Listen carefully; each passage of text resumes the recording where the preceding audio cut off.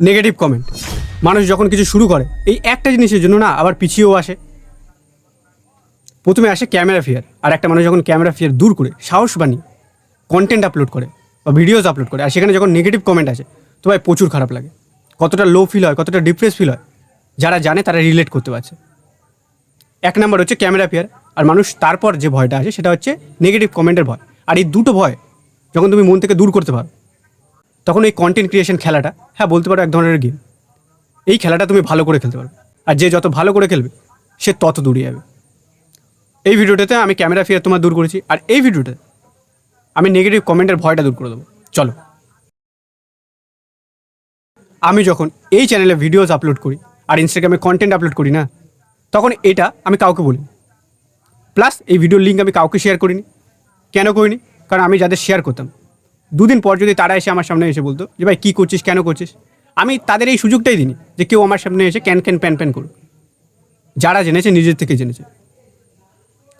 আর যখন আইডিয়া আমার একটু গ্রো হওয়া শুরু করে, তখন ভালো কমেন্ট আর খারাপ কমেন্ট দুটোই আসতো, ভালোটা একটু বেশি আসতো। কিন্তু যখনই খারাপ আসতো না, সেই খারাপটা দেখে না প্রথম আমার ভাই প্রচুর ডিপ্রেস ফিল হতো, প্রচুর লো ফিল হতো।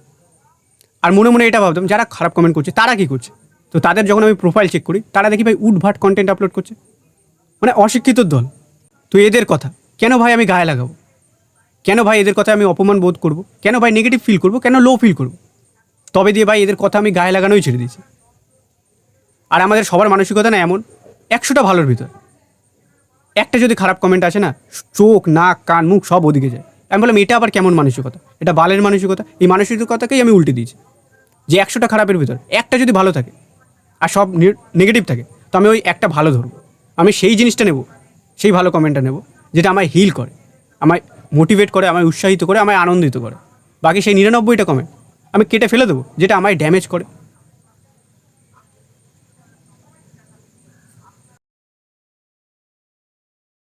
এবার তাহলে বলতে পারো দাদা, কেউ যদি আমাদের মুখের সামনে ভুলটা বলে আর সেটা যদি আমরা ইমপ্রুভ করি, এটা তো আমাদেরই ভালো না? আমরাই আরও বেটার হচ্ছি, আমরাই আরও নিজেকে ইমপ্রুভ করতে পারবো। এক্স্যাক্টলি এই কারণেই আমার কারেন্ট মাইন্ডসেট আমি এরকম রেখেছি, যেহেতু আমার কাছে একটা অডিয়েন্স বেস আছে। দেখো তুমি আমায় যা খুশি বলো, তাতে আমার কিচ্ছু যায় আসে না, মানে বিন্দুমাত্র ফারাক পড়বে না আমার কাজে।